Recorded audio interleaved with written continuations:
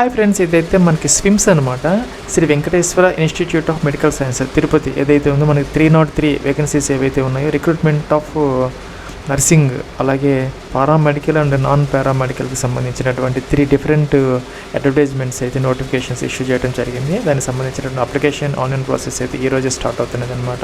15 July 2026. ఇంకా last date వచ్చేసరికి 10th August 2026 అనమాట. ప్లస్ మనకి అవుట్ ఆఫ్ 303లో మనకి దాదాపుగా 236 వరకు ఈ స్టాఫ్ నర్స్ వేకెన్సీస్ ఉన్నాయి. మిగతా వచ్చేసరికి మనకి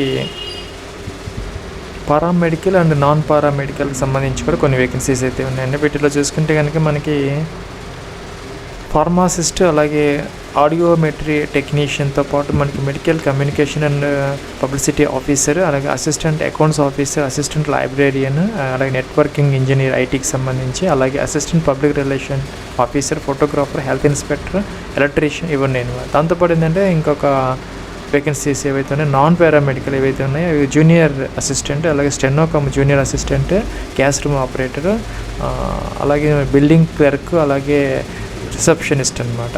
సో మీరు ఇక్కడ చూసుకున్నట్టయితే కనుక ఈ యొక్క నాన్ పారామెడికల్ ఏదైతే ఉన్నాయో ఈ వేకెన్సీస్ అన్నీ కూడాను ఓన్లీ ఫర్ తిరుపతి డిస్ట్రిక్ట్ క్యాండిడేట్స్కి మాత్రమే అనమాట. వేరే వాళ్ళకి అవకాశం అయితే లేదనమాట. ఎవరైతే క్యాండిడేట్స్ ఉన్నారో native to the Tirupati district, అంటే కొత్త డిస్ట్రిక్ట్ ఏదైతే ఉందో తిరుపతి, ఇప్పుడు ఆ డిస్ట్రిక్ట్లో ఉన్నటువంటి క్యాండిడేట్స్ మాత్రం దానికి ఎలిజిబుల్ అయితే అవుతారనమాట.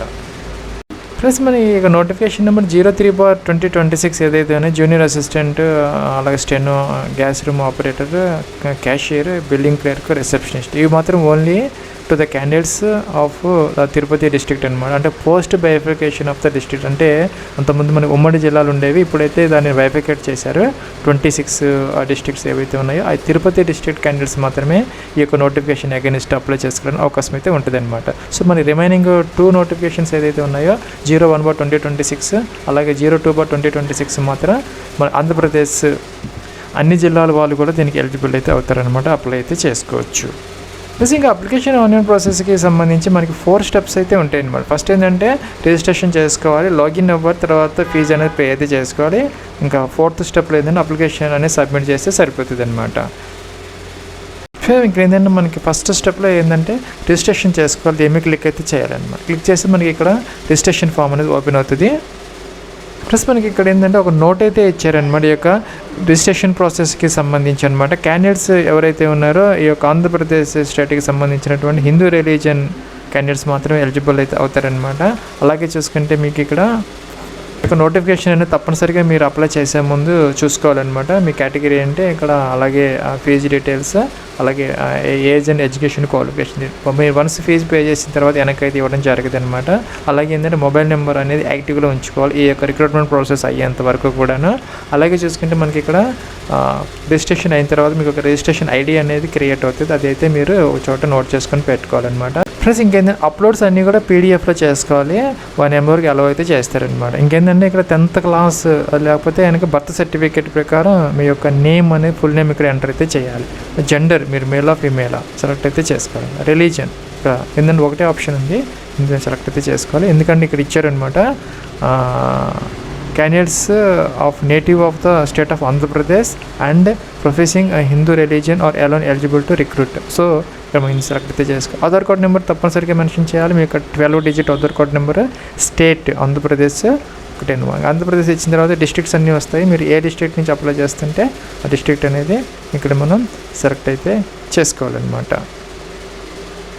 ప్లస్ ఇక్కడ ఏంటంటే మనకి కొత్త డిస్ట్రిక్ట్స్ అన్నీ కూడా వస్తున్నాయి అనమాట. మీరు చూసుకోవచ్చు. దాని ప్రకారం ఇలాగ సెలెక్ట్ అయితే చేసుకోవాలన్నమాట. అలాగే మీ యొక్క మదర్స్ నేమ్, అలాగే మీ యొక్క ఫాదర్స్ నేమ్ ఎంటర్ అయితే చేసుకోవాలి. అలాగే పీడబ్ల్యూడీ క్యాండిడేట్స్ ఎవరైనా ఉంటే కనుక ఎస్ పెట్టుకోవాలి, లేకపోతే నో పెట్టాలన్నమాట ఇక్కడ. ప్లస్ ఇక్కడ ఏంటంటే ఇక పీడబ్ల్యూడీ కాలం అనేది ఓన్లీ స్టాఫ్ నర్స్ పోస్ట్కి సంబంధించి మాత్రం అప్లికబుల్ అవుతుంది అని చెప్పేసి ఇక్కడ నోట్ అయితే ఉందన్నమాట. ఇంకా కేటగిరీ, మీ కేటగిరీ బీసీలో ఏనా, బీనా, డీనా, అలాగే ఓసీ అయితే ఓసీ, ఇంకా ఎస్సీలో గ్రూప్ 1, 2, 3, ఎస్టీ ఏదైతే అది సెలెక్ట్ అయితే చేసుకో. ఈమెయిల్ ఐడి ఎంటర్ చేయాలి. మీకు 10 డిజిట్ మొబైల్ నెంబర్ ఎంటర్ చేయాలి. ఆధార్ సర్టిఫికేట్ అంటే ఆధార్ కార్డ్ అనమాట. బోత్ సైడ్స్ కలుపుకొని ఒక పీడిఎఫ్ 1 MB వరకు అలౌ చేస్తారు. అప్లోడ్ అయితే చేసుకో. బ్రౌజర్ అని ఫైల్ సెలెక్ట్ చేసుకొని ఇక్కడికైతే వస్తాను. పాస్వర్డ్ క్రియేట్ చేసుకొని కన్ఫర్మ్ అయితే చేసుకోవాలి. 2 times ఎంటర్ చేయాలన్నమాట. క్యాప్చా ఎంటర్ చేయాలి. ఇక తర్వాత మనం ఇక్కడ సబ్మిట్ అయితే చేయాలి. ప్లస్ ఇక్కడ కనుక మీరు కేటగిరీ సెలెక్ట్ చేసుకున్న తర్వాత మీ సేవ ఆర్ ఏపీ సేవా సర్టిఫికేట్ ఉందని అడుగుతున్నారు. మీ దగ్గర కనుక ఈ యొక్క కేటగిరీ సర్టిఫికేట్ కనుక ఈ యొక్క మీ సేవకు సంబంధించి లేకపోతే ఏపీ సేవా సర్టిఫికేట్ ఉంటే కనుక ఎస్ అయితే పెట్టుకో, లేకపోతే నో అనేది పెట్టాలన్నమాట. అదే కనుక మీరు ఓసీ క్యాండిడేట్ కనుక అయ్యి ఉంటే కేటగిరీ ఇక్కడ మనకి ఎకనామికల్లీ వీకర్ సెక్షన్ అంటే ఈడబ్ల్యూఎస్ అవునా అడుగుతున్నారు అనమాట. అవునైతే ఎస్ పెట్టుకో, లేకపోతే నో అనేది పెట్టాలన్నమాట. అదే మీరు కనుక ఇక్కడ ఎస్సీ గ్రూప్ 1, 2, 3 ఏవైతే ఉన్నాయో సెలెక్ట్ చేసుకుంటే కనుక ఇక్కడ మనకి ఏదైతే సబ్ కేటగిరీ ఏదైతే ఉందో అదైతే అడుగుతుంది అనమాట. కరెక్ట్గా చేసుకోవాలి. దాంతోపాటు ఏంటంటే మీ సేవ ఏపీ సేవ సర్టిఫికేట్ ఉందని అడుగుతున్నారు. అది ఉంటే ఎస్ పెట్టుకో, లేకపోతే నో అనేది పెట్టాలన్నమాట. అలాగే మనం ఎస్టీ ఇచ్చినా కూడాను ఇక్కడ ఏంటంటే మీ సేవ లేదంటే ఏపీ సేవ సర్టిఫికేట్ ఉన్నదా లేదా అడుగుతున్నారనమాట. ఎస్ అయితే పెడితే కనుక ఆ సర్టిఫికేట్ ఇష్యూడ్ బై ఎవరు ఇష్యూ చేశారు, మీ సేవను లేకపోతే ఏపీ సేవ ఇష్యూ చేశారు అనేది అడుగుతారు. సెలెక్ట్ అయితే చేసుకోవాలన్నమాట. అలాగే ఆ యొక్క కేటగిరీ సర్టిఫికేట్ అనేది అప్లోడ్ అయితే చేసుకోవాలి. 1 MB వరకు పీడిఎఫ్లో మనం ఎలవ్ అయితే చేస్తారనమాట. అలాగే మనం ఏదైతే మీ యొక్క కేటగిరీ సెలెక్ట్ చేసుకుని దానికి సంబంధించినటువంటి డీటెయిల్స్ అని ఎంటర్ చేసి ఆ యొక్క సర్టిఫికేట్ అనేది అప్లోడ్ అయితే మనం చేసుకోవాలన్నమాట. ప్లస్ ఇక్కడ సబ్మిట్ అనగానే తర్వాత స్టెప్లో మనకి ఏమైందంటే ఓటీపీ అనేది వచ్చిందండి. ఆ యొక్క రిజిస్టర్డ్ మొబైల్ నెంబర్కి ఒక 5 డిజిట్ యొక్క ఓటీపీ వచ్చింది. ఇక్కడ ఎంటర్ చేసేస్తే మనం వ్యాలిడేట్ అయితే చేసుకోవాలన్నమాట. నెక్స్ట్ ఏంటంటే మీకు రిజిస్ట్రేషన్ సక్సెస్ఫుల్ అని చెప్పేసి ఇక రిజిస్ట్రేషన్ ఐడి అనేది ఇక్కడ డిస్ప్లే అవుతుంది. మీరు ఇక్కడ దాన్ని అయితే నోట్ చేసుకొని పెట్టుకోవాలి. తర్వాత లాగిన్ పర్పస్ కోసం అనమాట. ప్లస్ ఇదైతే లాగిన్ ఫామ్ అనమాట. ఇక్కడ ఏంటంటే అక్కడ మనకి ఏదైతే ఐడి డిస్ప్లే అయిందో అది ఇక్కడ ఎంటర్ చేయాలి. పాస్వర్డ్ ఎంటర్ చేయాలి. మనం క్రియేట్ చేసుకున్నామో ఇక్కడ క్యాప్చా ఉందన్నమాట. క్యాప్చా ఎంటర్ చేసేసి సబ్మిట్ అయితే చేసుకో. ఒకవేళ పాస్వర్డ్ మర్చిపోతే ఇక్కడ ఫర్గాట్ పాస్వర్డ్ తీసుకో. ఒకవేళ యూజర్ ఐడి మనకి మర్చిపోతే మీరు ఫర్గాట్ యూజర్ ఐడి కూడా ఉంది, దాని ద్వారా మీరు దాన్ని రెస్టోర్ అయితే చేసుకోవచ్చు అనమాట. ఫ్రెండ్స్ మనం ఇంకా లాగిన్ అయితే ఇలాగ డాష్ బోర్డ్ వస్తుంది అనమాట. మనకి ఏదైనా చేంజ్ పాస్వర్డ్ అని ఒక ప్రాంప్ట్ ఉంది. ఒకవేళ కనుక మీరు ఏదైనా పాస్వర్డ్ మార్చుకోవాలనుకుంటే పాస్వర్డ్ మార్చుకోవచ్చు. లాగౌట్ ఉంది. అలాగే ఇక్కడ అప్లికేషన్ డీటెయిల్స్ అనమాట. ఇంతవరకు మనం అప్లికేషన్ ఇంకా ఫిల్అప్ చేయలేదు. చేస్తే మనం చేసిన అప్లికేషన్స్ అని ఇక్కడికి వస్తాయి అనమాట. ప్లస్ మనం ఏంటంటే ఈ అప్లికేషన్ డీటెయిల్స్ మీద క్లిక్ చేస్తే కనుక ఇలా వస్తుంది అనమాట. మన నేమ్ ఇలా వస్తుంది అనమాట. ఇక్కడ ఏంటంటే కేటగిరీ గ్రూప్స్ వస్తాయి అనమాట. ఏంటంటే మనకి 3 నోటిఫికేషన్స్ ఉన్నాయి కదా ఇందాక చెప్పినట్టుగా. ఒక నర్సింగ్, ఇంకోటిసరికి para and non paramedical state level, అలాగే non paramedical Tirupati district level అనమాట. ఈ యొక్క తిరుపతి డిస్ట్రిక్ట్ లెవెల్ ఏదైతే ఉన్నాయో జూనియర్ అసిస్టెంట్ అవన్నీ కూడా అవి ఆ యొక్క వేకెన్సీస్ అన్నీ కూడాను దీని కిందకి వస్తాయి. ఓన్లీ తిరుపతి డిస్ట్రిక్ట్ వాళ్ళకి మాత్రమే ఎలిజిబుల్ అనమాట. ఇంకేంటంటే ఇక్కడ పారా అండ్ నాన్ పారామెడికల్ వేకెన్సీస్ ఏదైతే ఉన్నాయో ఆ యొక్క ఫార్మాసిస్ట్ మిగతావన్నీ కూడాను ఆంధ్రప్రదేశ్ స్టేట్ నుంచి అందరూ కూడా దీనికి ఎలిజిబుల్ అయితే అవుతారు. అప్లై అయితే చేసుకోవాలి. అలాగే నర్సింగ్ వచ్చేసరికి స్టాఫ్ నర్స్ అనమాట. దానికి కూడా ఆంధ్రప్రదేశ్ అన్ని జిల్లాల వాళ్ళు దీనికి అప్లై అయితే చేసుకోవచ్చు అనమాట. సో మీరు ఏ గ్రూప్కి అప్లై చేయాలనుకుంటే ఆ గ్రూప్కి సంబంధించినటువంటి ఇది సెలెక్ట్. సపోజ్ నర్సింగ్ అయితే నర్సింగ్ అనమాట. సో ఏంటంటే దాంట్లో ఉన్నటువంటి పోస్టులు అన్నీ వస్తాయి. నర్సింగ్ అంటే స్టాఫ్ నర్స్ ఒక్కటే వస్తుంది అనమాట. సో ఇక్కడ ఏంటంటే నాన్ పారామెడికల్ అంటే ఇందాక చెప్పినట్టుగా జూనియర్ అసిస్టెంట్ ఇవన్నీ వస్తాయి. ఆ పోస్ట్ సెలెక్ట్ అయితే చేసుకుని సరిపోతుంది అనమాట. ఇంకేంటంటే సెకండ్ నోటిఫికేషన్ సంబంధించి ఏంటంటే ఎలక్ట్రీషియన్, ఇంకా కూడా మనకి అసిస్టెంట్ లైబ్రేరియన్ ఇవన్నీ వస్తాయి. Clinical psychologist, health inspector, instrument mechanic credit, networking engineer ఇవన్నీ వస్తాయి అన్నమాట. సో మీరు ఏ పోస్ట్కి అప్లై చేయాలనుకుంటే ఆ పోస్ట్ అక్కడ మనం సెలెక్ట్ చేసుకుంటే సరిపోతుంది అనమాట. యాడ్ అన్నారు. యాడ్ అంటే యాడ్ అవుతుంది. ప్లస్ ఇంకొక పోస్ట్కి మీరు అప్లై చేయాలనుకుంటే ఆ కేటగిరీ సెలెక్ట్ చేసుకొని ఆ యొక్క పోస్ట్ సెలెక్ట్ చేసుకుని యాడ్ అంటే కిందకి వస్తుంది అనమాట. సో మొత్తం మీకు ఎంత ఫీజుకి పే చేయాలనేది కింద మనకి చూపిస్తుంది అనమాట. ఇక్కడ ఏంటంటే పే నౌ అనే ఆప్షన్ ఉంటుంది. దాని ద్వారా మీరు ఫీజు అనేది పే చేసి సరిపోతుంది. ఒకవేళ కనుక ఈ యొక్క రోని అంటే ఆ పోస్ట్ సెలెక్షన్ తీసేసుకోవాలంటే మీరు దాన్ని డిలీట్ కూడా చేసుకోవచ్చు. ప్లస్ మనకి యొక్క 3 నోటిఫికేషన్స్లో కూడా మనకి యొక్క ఫీజు గురించి డీటెయిల్స్ ఉన్నాయన్నమాట. చూసుకుంటే కనుక మీరు ఇక్కడ ఓసీ ఈడబ్ల్యూఎస్ క్యాండిడేట్స్కి 2360 రూపీస్ ఇంక్లూడింగ్ జిఎస్టీ 18% దాంట్లో ఇంక్లూడ్ అయ్యి ఉందన్నమాట. సో అలాగే బీసీ ఎస్సీ ఎస్టీ క్యాండిడేట్స్కి సంబంధించి 1770 రూపీస్ ఒక పోస్ట్కి అనమాట. అలాగే పీడబ్ల్యూ క్యాండిడేట్స్కి మాత్రం ఫీజు అయితే లేదు. అలాగే సెకండ్ నోటిఫికేషన్ తీసుకున్నా కూడా సేమే ఉందన్నమాట. అలాగే థర్డ్ నోటిఫికేషన్ తీసుకున్నా కూడా సేమ్ ఫీజు డీటెయిల్స్ అయితేనే ఉన్నాయి. అదైతే మనం ఫీజు అనేది పే చేస్తే సరిపోతుంది. సో ఇక్కడ ఏంటంటే పే నౌ అంటే సరిపోతుంది అనమాట. సో పే నౌ అంటే మనకి ఫీజు అనేది చూపిస్తుంది. మన కేటగిరీని బట్టి మనం ఎన్ని పోస్టులు సెలెక్ట్ చేసుకున్న దాన్ని బట్టి మనకి మల్టిప్లై అయ్యి ఇక్కడ మనకి అమౌంట్ అనేది చూపిస్తారనమాట. చూసుకోవచ్చు మీరు. అదేంటంటే ఇక్కడ మనకి మల్టిపుల్ ఆప్షన్స్ ఉన్నాయన్నమాట. ఏంటంటే నెట్ బ్యాంకింగ్, మేజర్ బ్యాంకింగ్, అలాగే నెట్ బ్యాంకింగ్, అదర్ బ్యాంకింగ్ కానీ, అలాగే డెబిట్ కార్డ్స్ కానీ, ఇంకా క్రెడిట్ కార్డ్స్ కానీ, యూపీఐ కానీ ఎలా అయినా ఫీజు అయితే పే చేయొచ్చు అనమాట. ఏదో ఒకటి సెలెక్ట్ చేసుకొని డెబిట్ కార్డు, క్రెడిట్ కార్డ్స్ అందరి దగ్గర ఉంటాయి కాబట్టి సెలెక్ట్ చేసుకొని అలాగే ఇక్కడ ఏంటంటే టిక్ ఆన్ చేయాలి, పేన్ అవ్వాలన్నమాట ఇక్కడ. సో ఇక్కడ ఏంటంటే ఏపీటీ ఆన్లైన్కి సంబంధించినటువంటి గేట్వే ఓపెన్ అయింది. మనకి కార్డ్ డీటెయిల్స్ ఇవన్నీ మనం అలాంటి మెన్షన్ చేసేసి నేమ్ అవి మెన్షన్ చేసి ఆ యొక్క ఓటీపీ కనుక వెరిఫై చేసేస్తే ఫీజు అనేది పే అయితే అయిపోతుంది అనమాట. ఇక్కడ మీరు ఆ యొక్క ఫీజు పే చేసిన తర్వాత మీకు రిసిప్ట్ అనేది ఎలా వస్తుంది అన్న మీ నేమ్తో పాటు రిజిస్ట్రేషన్ నెంబర్, కేటగిరీ, పోస్ట్, అలాగే ట్రాన్సాక్షన్ స్టేటస్, పేమెంట్ యొక్క రిఫరెన్స్ నెంబర్ ఒకటి వస్తుంది అనమాట. సో దీనికి కావాలంటే మీరు ఆ యొక్క ప్రింట్ రిసిప్ట్ పెట్టుకోవచ్చు. ఫీజు ఎక్కువగా ఉంది కాబట్టి తర్వాత ప్రాబ్లం లేకుండా దీన్ని ప్రింట్ చేసుకొని ఒక చోట పెట్టుకుంటే సరిపోతుంది. ప్లస్ మనం ఏంటంటే నెక్స్ట్ స్టెప్లో ఏంటంటే మన యొక్క హోమ్ పేజీకి నావిగేట్ చేసుకోవాలన్నమాట. చేసుకుంటే ఇలాగైతే వస్తుంది. ఇక్కడ ఏంటంటే మనకి ఆ యొక్క పోస్ట్ మనం దేనికైతే ఫీజు పే చేసామో దానికి అప్లై అనే బటన్ ఆటోమేటిక్గా వస్తుంది అనమాట. ఇక్కడ అప్లై అనే బటన్ మీద క్లిక్ చేసి ఆ యొక్క అప్లికేషన్ ఫామ్ని సబ్మిట్ అయితే చేసుకోవాలి. సో ఇక్కడ ఏంటంటే అప్లికేషన్ ఫామ్ అనమాట. అప్లికేషన్ ఫామ్లో కూడా మనకి 6 స్టెప్స్ అయితే ఉన్నాయి. బేసిక్ డీటెయిల్స్, అలాగే identification details, education qualification details, experience details, అలాగే మనకి ఆ యొక్క లాంగ్వేజెస్, ఆ యొక్క ప్రిఫరెన్సెస్, అలాగే డిక్లరేషన్ ఇచ్చేసి అప్లికేషన్ ఫామ్ సబ్మిట్ చేస్తే సరిపోతుంది. కొన్ని కాలమ్స్ ఆటోమేటిక్గా వస్తాయి, ఎందుకంటే మనం అక్కడ ఆ యొక్క రిజిస్ట్రేషన్లో ఆల్రెడీ మనం మెన్షన్ చేసాం కాబట్టి మిగతా కాలమ్స్ అన్ని ఇక్కడ మనం మెన్షన్ చేసుకోవాలి. ఇక్కడ ఏంటంటే క్యాండిడేట్స్ నేమ్, మీ యొక్క నేమ్, జెండర్, మీరు మేలా ఫీమేలా, అలాగే కేటగిరీ గ్రూప్ అనమాట. అంటే మీరు ఏ పోస్ట్కి అప్లై చేస్తున్నారు, నర్సింగా, మనకు తర్వాత పారామెడికల్ ఏంటి అనేది అనమాట. అలాగే నెక్స్ట్ ఇండియన్ సెలెక్ట్ అయితే చేసుకోవాలి.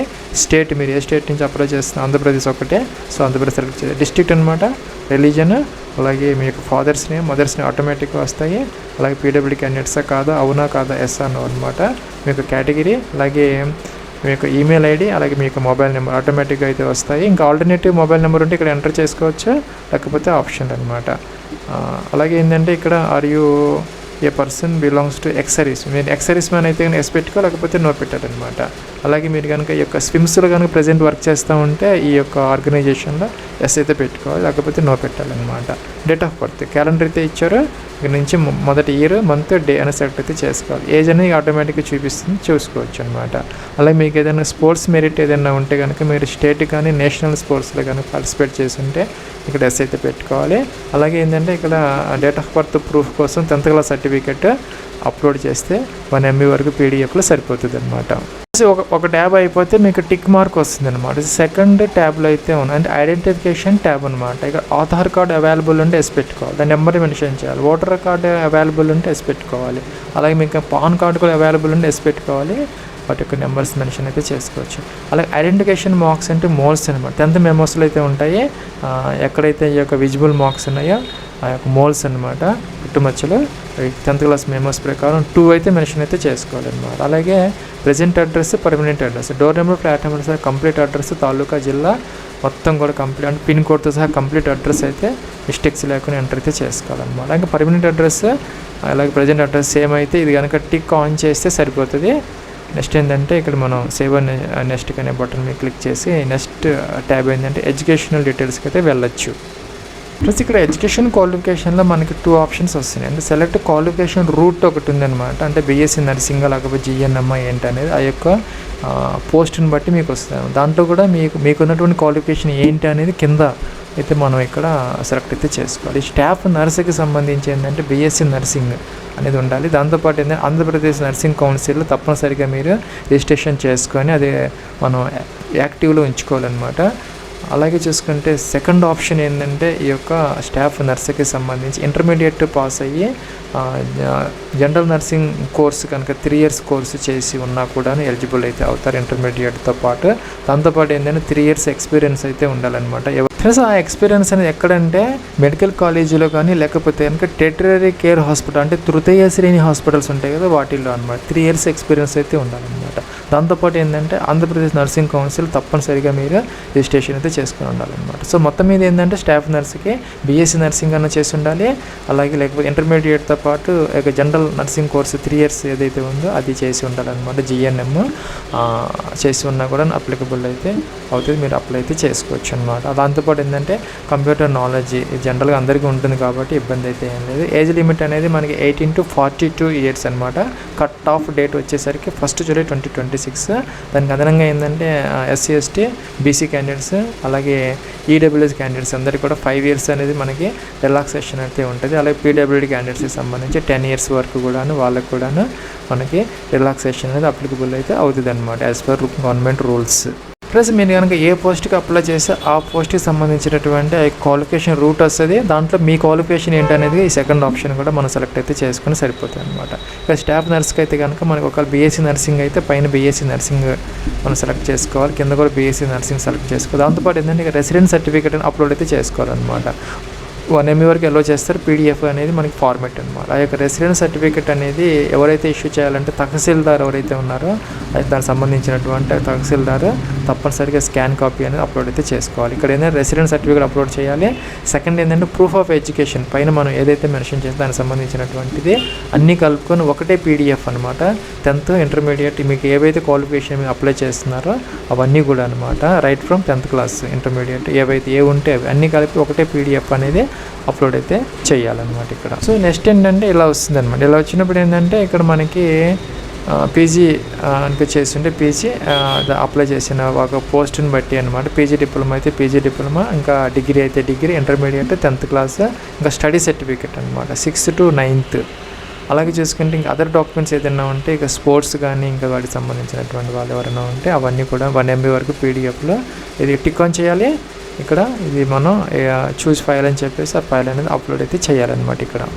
సో ఫ్రెండ్స్, ఎవరైతే మనకి స్టాఫ్ నర్సింగ్కి అప్లై చేస్తున్నారో వాళ్ళకైతే ఆంధ్రప్రదేశ్ నర్సింగ్ కౌన్సిల్ రిజిస్ట్రేషన్ అయితే అయ్యి ఉండాలి. తప్పనిసరిగా టిక్ ఆన్ చేయాలన్నమాట. ఇక్కడ టిక్ ఆన్ చేసిన తర్వాత ఆ యొక్క రిజిస్ట్రేషన్ నెంబర్ అనేది మెన్షన్ చేయాలి.